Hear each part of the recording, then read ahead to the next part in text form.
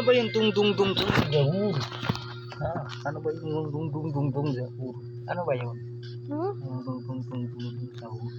Hindi ko alam. Ano nga yun? Sinasabi mo yun. Ano yun ang ano?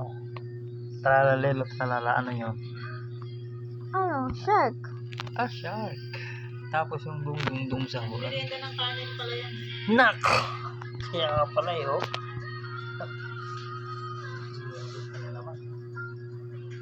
Pero ano yung dung dung dung zahur? Uy, ano nga yung dung dung dung zahur? Lapit na naman school lang. Kailan yung itulan na buwan?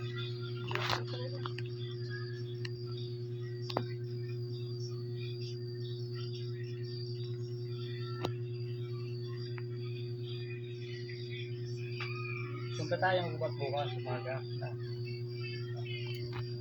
Eh baka nga wala pa yung ano. Resort? Ano naman? Sabihin sa akin, di ba sabi iti-text ka? Hindi, sabihin mo kung ano. Sa tingin po ng ano, baka mali yung number. Grabe naman ilang araw na, halos isang linggo na po mama. Oo nga eh.